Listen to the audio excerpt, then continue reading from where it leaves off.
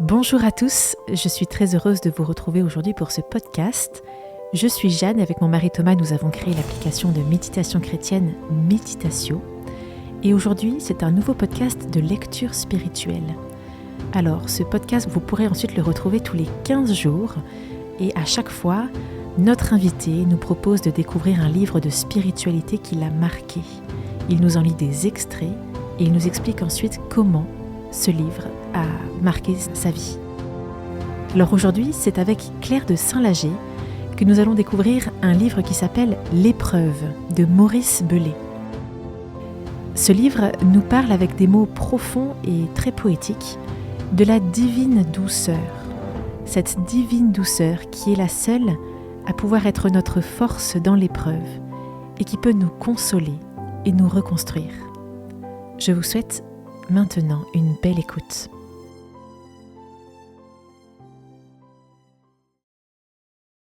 Je suis Claire de Saint-Lager, je suis auteure, conférencière, formatrice.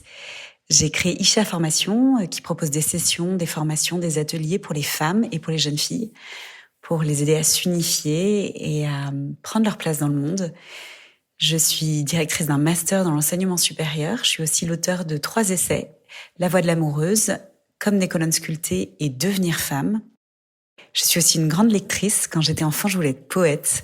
Donc les mots, et comme le disait Paul Valéry, cette hésitation entre le son et le sens, ça a beaucoup d'importance pour moi. Je crois à cette dimension prophétique de la parole et de la parole poétique. Donc je suis une grande lectrice avec des lectures assez éclectiques, notamment de la poésie, des petits romans, des essais spirituels. J'aime lire des textes qui me ramènent au sens profond de la vie, à la dimension de l'intime et de l'intériorité et de la relation. Et c'est ce que je vais vous proposer dans les différentes lectures que je vous amènerai à méditer. Je vais vous lire un livre qui s'appelle L'épreuve ou le tout petit livre de la divine douceur de Maurice Bellet. Maurice Bellet, c'était un prêtre français, docteur en philosophie, qui a aussi pratiqué l'écoute psychanalytique. C'était un écrivain et conférencier prolifique qui a été traduit dans de nombreuses langues. Un de ses livres les plus connus, c'est Le Dieu pervers. En fait, l'un de ses thèmes de prédilection, c'était l'avenir de la foi chrétienne face au déclin du christianisme. En fait, il voulait surmonter les pièges d'une attitude dogmatique, sortir d'un christianisme un peu archaïque fondé sur la peur et la culpabilité pour nous ouvrir à une écoute neuve et radicale de l'Évangile. Ce petit livre, L'épreuve, ou le petit livre de la divine douceur, il l'a écrit sur un lit d'hôpital. C'est donc dans l'épreuve de la maladie, de la douleur, de la souffrance que l'homme revient aux choses premières et essentielles, qu'il retrouve ce qui fait le sel de la vie. Maurice Bellet nous fait alors découvrir la divine douceur, comme il la nomme. Cette grâce qui se révèle quand on accueille la vie dans sa fragilité, quand on cesse de lutter. Une douceur divine car résolument humaine. Ces mots, dans une plume poétique, il les a écrits comme des paroles de consolation. Des mots arrachés à la douleur. Des mots comme une caresse. Et comme la manifestation de la présence divine. L'épreuve, ou le tout petit livre de la divine douceur. On oublie vite. Est-ce que déjà ne s'efface pas en moi la trace de ces jours-là ? J'écrivais sur mon lit de petites notes. Ça me venait comme ça. Comme une parole qui m'était dite en même temps que je la disais. C'était une parole de consolation. Peut-être touche-t-elle en moi, en chacun à des choses trop proches pour qu'on ait envie de discourir dessus. Pudeur oblige.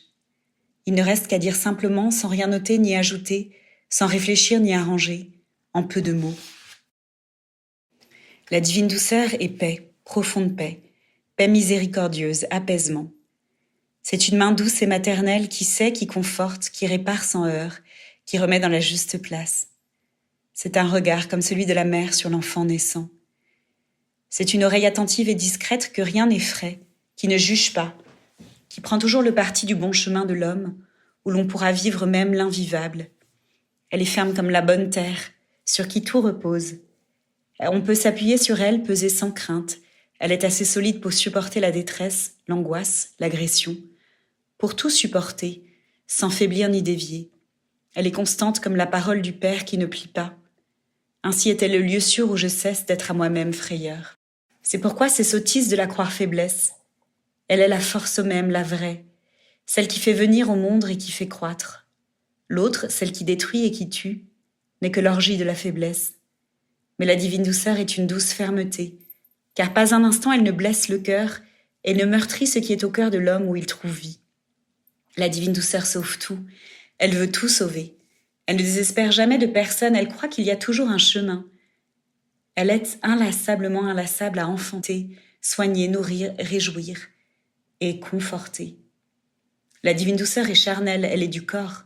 Elle ne se passe pas en idées et discours, en décisions, en état d'âme. Elle ne se soucie pas d'exhorter ou d'expliquer. Elle est dans les mains, le regard, les lèvres, l'oreille attentive, le visage, le corps entier. Elle est dans les gestes du corps. Elle est l'âme aimante du corps agissant. Elle est la beauté aimante du corps humain. La divine douceur est sans preuve. Elle ne se donne pas par des arguments, des explications, des justifications. Elle paraît naïve et désarmée devant le soupçon. En fait, elle y est indifférente, car elle se goûte. Pourquoi divine ? Parce qu'elle ne serait pas humaine ? C'est tout l'inverse. Elle est divine d'être humaine, entièrement humaine en vérité. Elle est l'amour d'amitié. Elle est l'amour par-delà l'amour parce qu'elle ne cherche ni preuve, ni satisfaction, ni possession, ni rien de semblable. Elle ne se donne pas par devoir, mais par goût. Elle ne sait même pas qu'elle se donne. Elle est d'un naturel exquis. Elle peut se faire service et de 1000 façons, mais elle est d'abord elle-même aux douceurs divines, et ce dont là précède tous les autres. Elle est présence, elle est hospitalité, elle est parole échangée, elle est compassion, elle est la discrétion même. Oh, qu'elle est désirable. Elle est le sel de la vie. Le moment où on le sait, c'est celui de la douleur. Tout va vers le simple. Grand nettoyage des encombrements et complications. Quand le corps cesse d'être disponible, bon serviteur, toujours prêt, corvéable à merci. On se plaignait, quelle illusion. Il n'y a plus de réflexion, plus de discours construits, plus d'activité, plus de maîtrise, plus de pensée. On est réduit à l'essentiel. Quel essentiel ? Il me semble qu'il soit du côté du corps, de ses besoins, de ses urgences criantes. L'essentiel, c'est de survivre. Qu'est-ce qui demeure ? Juste le nécessaire, le vraiment nécessaire. Ce qui doit demeurer quand tout manque, quand la maison s'écroule, quand le corps se défait, et qu'à cause de la douleur, toutes les belles pensées et les belles résolutions ne sont rien. Demeure le très simple, qui me donne d'être encore en vie. Je le connais comme je peux. J'y tâte, j'y pressens quelque chose de la divine douceur, par l'amitié des amis, par le soin reçu, par le souffle imperceptible d'amour qui traverse le gémissement et la blessure.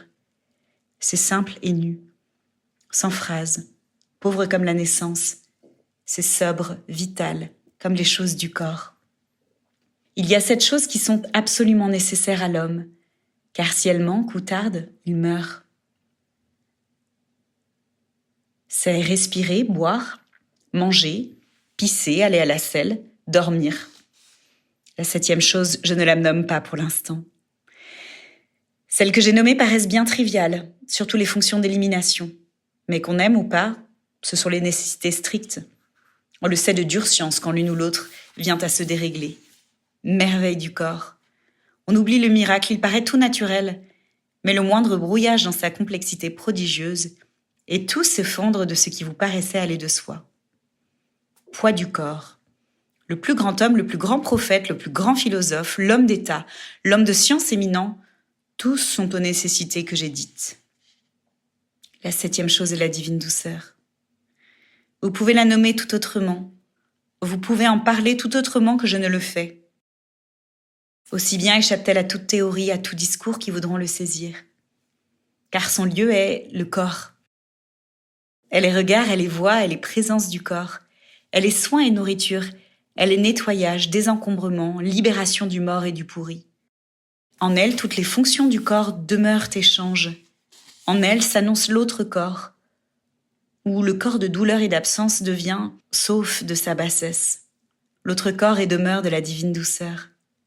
Même les fonctions les plus basses, car elles éliminent, et la divine douceur purifie. J'irai alors vers l'autre volonté. La première volonté est raide, raidie par l'effort, bien utile quand il s'agit de forcer le passage, mais complètement impuissante pour tenir le cap quand on est englouti dans la faiblesse. L'autre volonté, elle est douce. Elle est toute habitée de divine douceur. Elle veut sans vouloir, elle laisse aller. Elle accepte la lassitude, elle ne se raidit pas contre l'inévitable. Mais elle tient le cap, imperturbable. Elle maintient l'adhésion secrète à la vie, à l'amour, aux choses bonnes, à ce qui va venir et qu'il faudra vivre et vivre bien. Cette volonté-là est toute grâce. Ce qui importe, c'est d'aller vers le simple et vivre de ce qui est vivant et laisser mourir ce qui est mort. La divine douceur est sobre et discrète. Elle ne disserte pas sur elle-même. Elle ne prend pas les idées pour les actes. Elle ne se perd pas dans les hauteurs. Elle va du corps au corps. Par le regard, la main, la simple présence, l'écoute bienveillante et heureuse. Elle se réjouit de celui qui est proche sans rien exiger de lui. Elle échange sans chercher profit. Elle donne sans rien attendre en retour. Elle est l'humanité naïve et simple. Elle peut se passer de tout, même des mots. Elle donne à l'homme de se supporter lui-même dans la traversée quelquefois terrible de la vie. Les enfants savent qu'il y a le jeu et autre chose. Les adultes croient être à la chose sérieuse, mais ils ne font que jouer. Mais cette confusion fait passer le jeu dans la réalité, où il devient délire et meurtre. Ils jouent pour dépenser l'énergie qui les dévore et tromper l'attente de la mort. Les affaires, la politique, le sentiment, les plaisirs, des jeux. Même la pensée, même la philosophie ou la religion.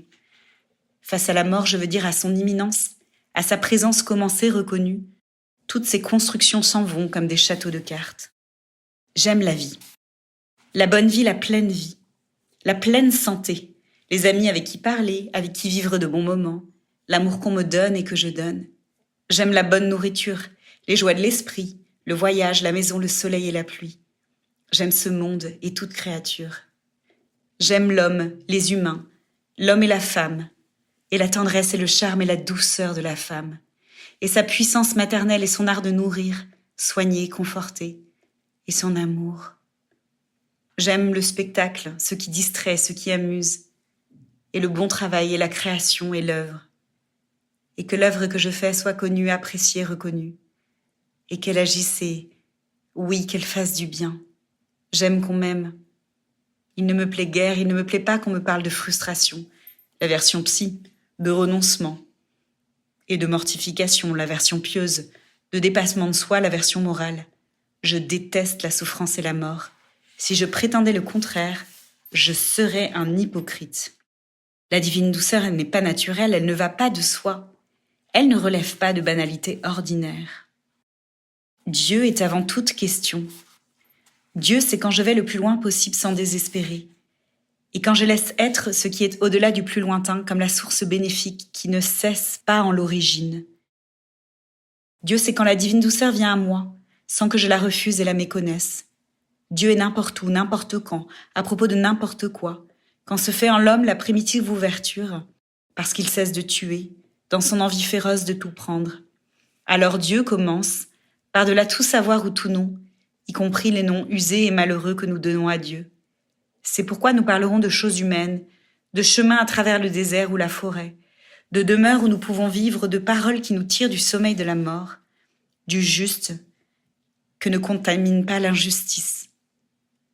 Ce qui est humainement divin, c'est que nous imaginons et concevons de plus élevé, de plus raréfié, de plus épuisant dans les hauteurs.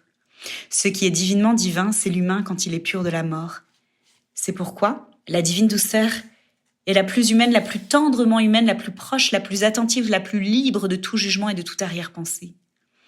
Ce qui est divinement divin, c'est la divine douceur quand elle coule sur nos faces épuisées. Dieu, c'est le plus humain de l'homme. C'est pourquoi l'image de Dieu est l'homme, enfin totalement muni de ses défenses contre l'homme, non par faiblesse, mais parce qu'il est le don même, le principe vivant de la divine douceur, et que même dans l'écrasement, il ne dévie pas d'une ligne de cette justice. L'Évangile, nous n'en sommes pas propriétaires. Dès que nous nous en disons propriétaires, nous n'en sommes pas propriétaires. Mais il est notre propriété commune à nous tous, hommes.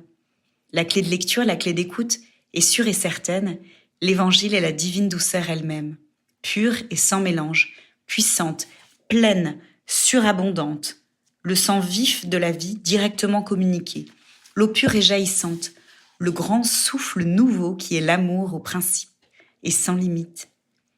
Ça, c'est ce qui ne doit jamais être ébranlé, amoindri, arrangé, jamais obscurci par les objections et les difficultés, encore moins contredit.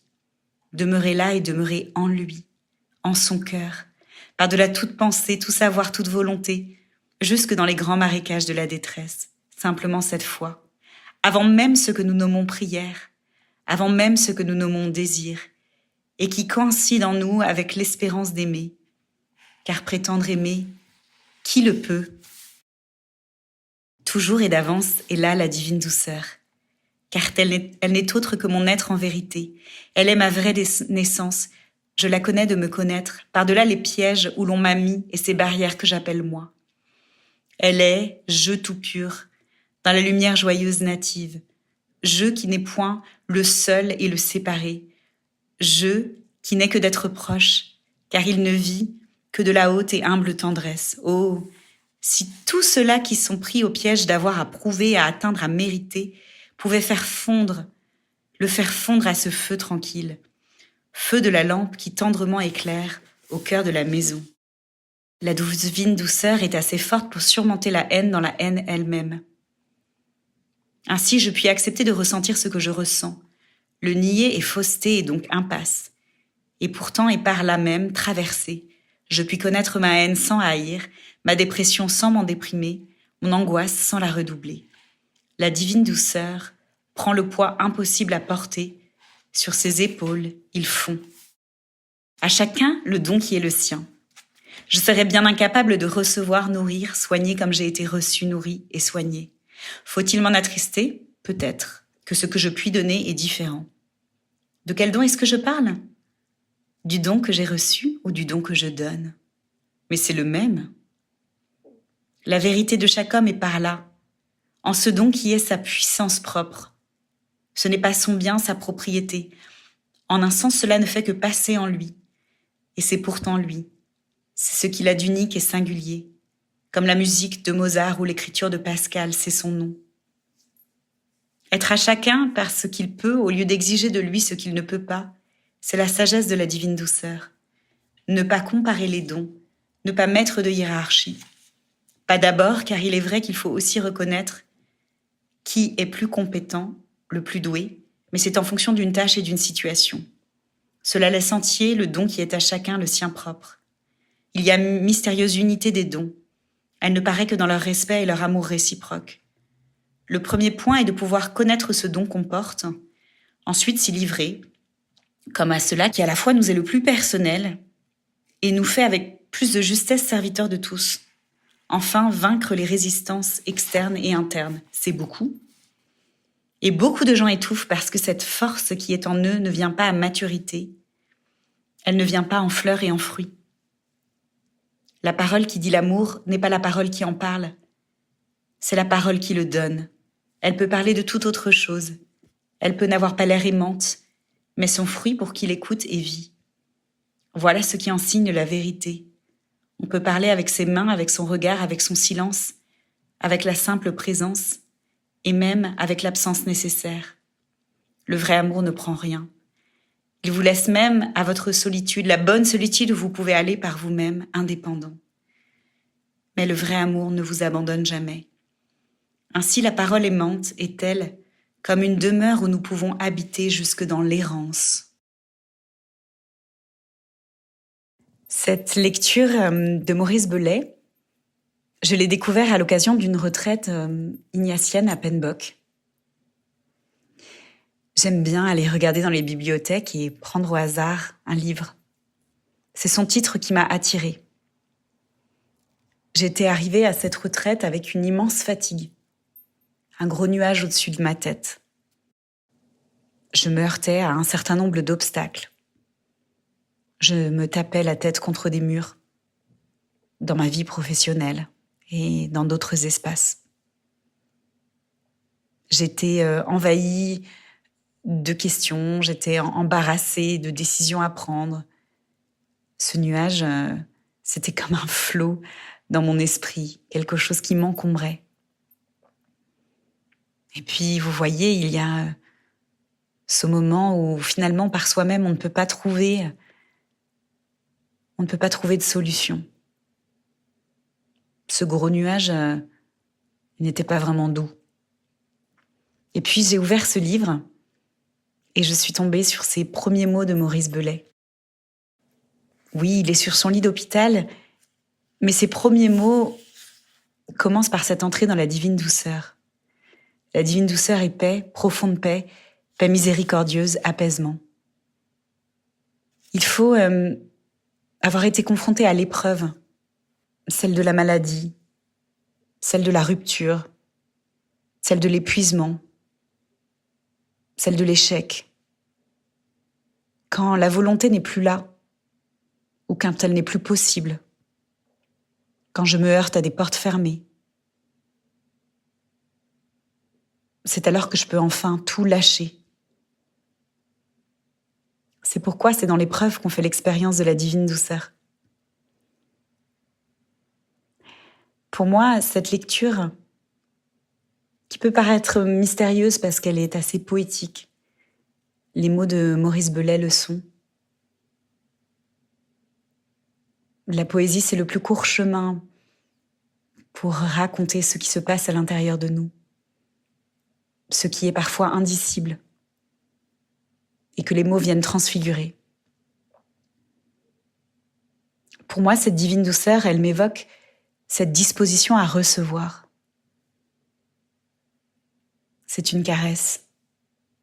C'est la caresse divine. Et cette caresse divine, elle peut passer par bien des choses. Elle est une façon de rencontrer Dieu. Et parfois, Dieu se manifeste dans l'autre. Souvent, il se manifeste dans l'autre, dans la rencontre avec celui qui me console, qui m'étreint. Je crois que recevoir, c'est ce qu'il y a de plus difficile. Nous sommes tellement habitués à prendre, à conquérir, à réclamer, à posséder, à se remplir. Et nous savons faire plein de choses. Mais recevoir, c'est d'un autre ordre. Recevoir suppose de consentir à faire le vide.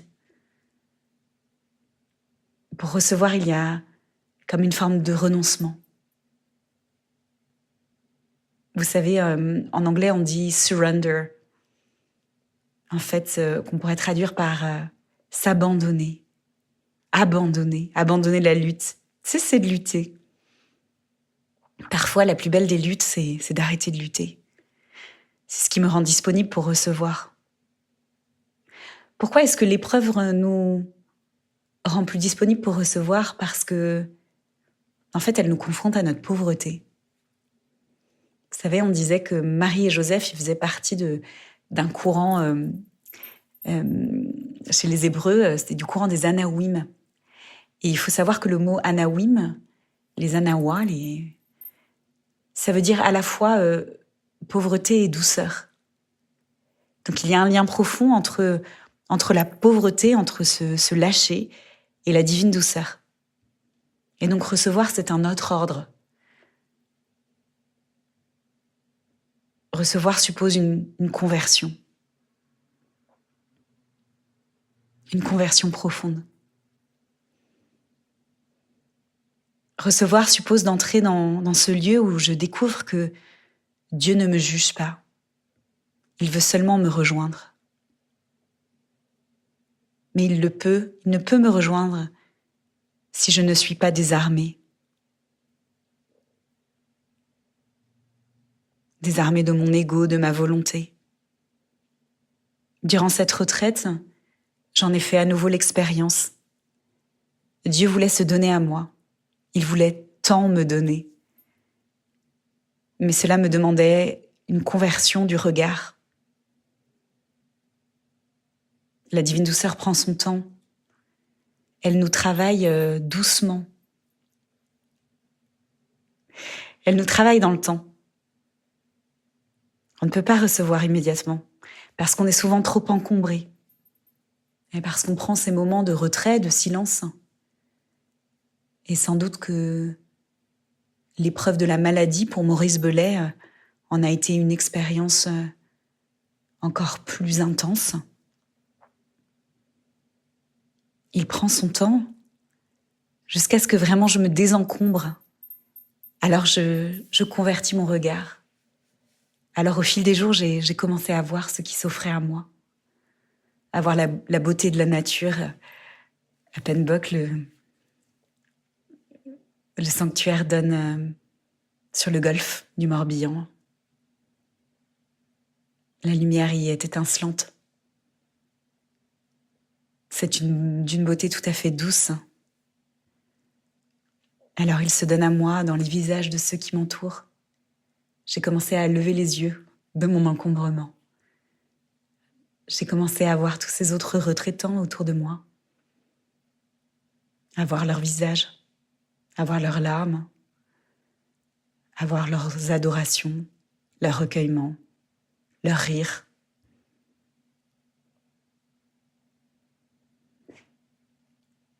Il a commencé à transformer mon regard. Il m'a, à travers l'écoute de la parole de Dieu, cet évangile dont parle Maurice Belay, sur lequel je ne peux pas mettre la main.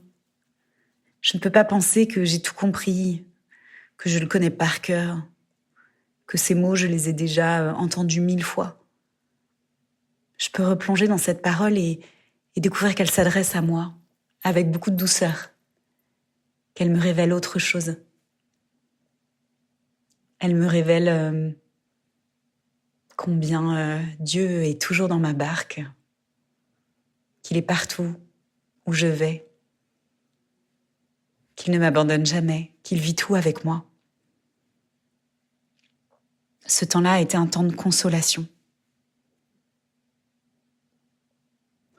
Je crois que la divine douceur, elle passe aussi par le pardon. Pendant cette retraite, j'ai expérimenté aussi une demande de pardon de la part de la personne qui m'accompagnait. Pourtant, cet homme m'a très bien accompagnée, mais au bout de 2 jours, il s'est rendu compte qu'il n'avait pas tout à fait compris ou saisi ce que je lui disais, ce avec quoi j'arrivais. Et il m'a demandé pardon. Il m'a dit « Je te demande pardon parce que je vois bien qu'il n'y a pas de rupture d'alliance entre toi et le Seigneur. Je vois juste que tu es seul face à tout ce que tu affrontes. » Et par cette demande de pardon, il est venu réparer quelque chose. Et nous avons repris l'accompagnement et je me suis sentie accueillie. Cela m'a parlé de la divine douceur. J'avais déjà reçu une demande de pardon à l'occasion d'une confession dans un sanctuaire marial à Notre-Dame-du-Lot, il y a quelques années. Je me souviens qu'après avoir déposé ce que j'avais sur le cœur, le prêtre m'a répété « Je te demande pardon. C'est pas ta faute. Je te demande pardon. » Je me taisais. J'étais un peu surprise de ces mots. « Je te demande pardon, c'est pas ta faute. » J'ai compris que là aussi, c'était une consolation. Que moi, là où je me juge, le Seigneur ne me juge pas. Là encore, divine douceur. Mais tout cela peut prendre du temps. J'ai aussi reçu un jour une lettre d'une demande de pardon, 6 ans après un événement douloureux.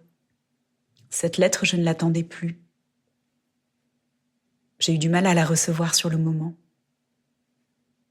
J'ai dû prendre quelques jours pour la relire et pour accueillir ce qu'elle était. À nouveau, divine douceur. Divine douceur qui vient dans le temps. Divine douceur qui est consolation, réparation. Dans ce texte de Maurice Belay, il parle aussi beaucoup de la chair et du corps. Nous sommes faits pour la vie du corps. L'expérience de Dieu passe par notre corps. Notre corps a besoin de la présence. Oui, notre corps a besoin d'être nourri, il a besoin de boire, de dormir, de manger. des fonctions éliminatoires, comme le décrit Maurice Belay. Mais il a besoin de la présence de l'autre. Il a besoin de sentir cette présence. Le corps, c'est le lieu de la présence.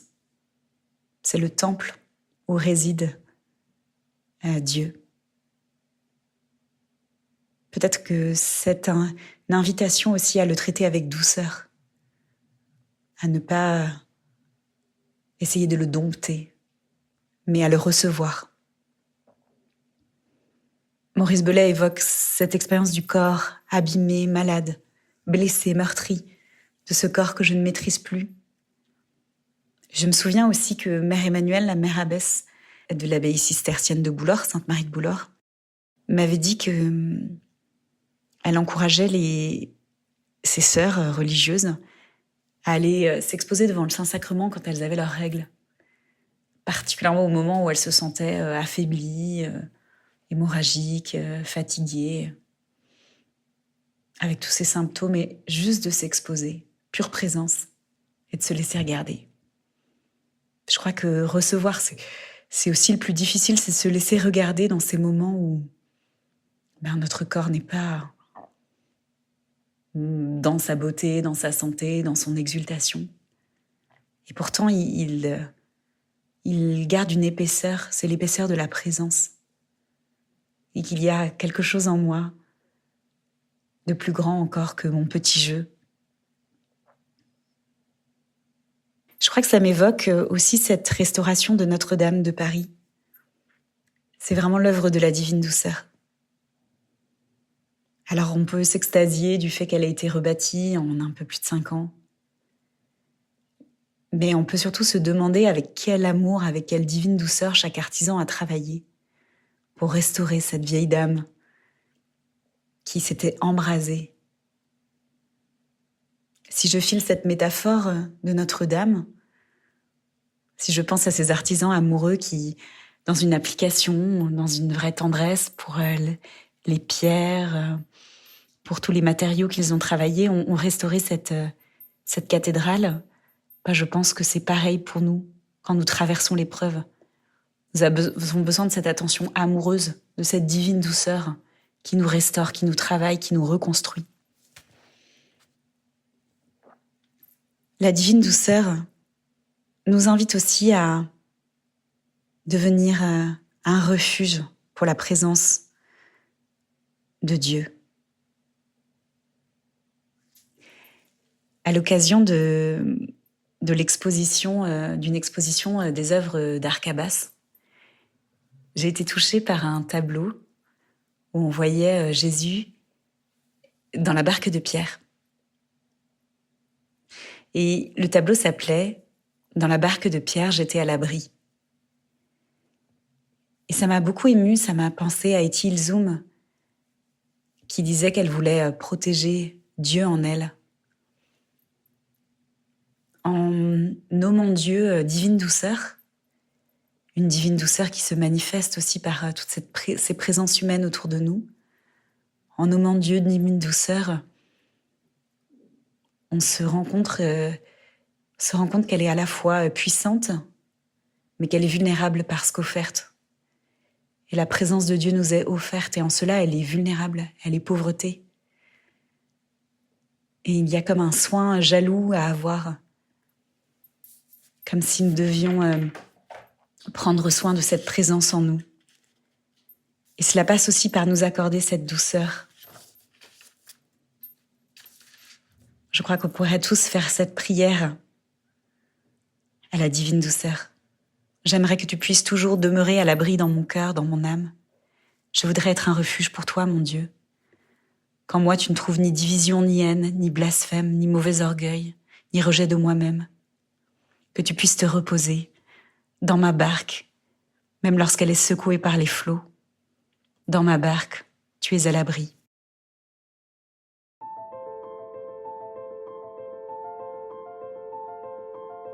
Je vous remercie d'avoir écouté ce podcast jusqu'au bout. S'il vous a plu, bien sûr, n'hésitez pas, comme chaque fois, à le partager autour de vous. Et je vous invite aussi, sur ce thème de l'épreuve, à aller découvrir un très beau parcours que nous avons sur Méditatio qui s'appelle « La force de la faiblesse ». Il a été écrit et enregistré par le père Amar. C'est vraiment un beau parcours qui parle aussi de son expérience à lui. Je vous souhaite maintenant une belle journée et je vous dis à très vite.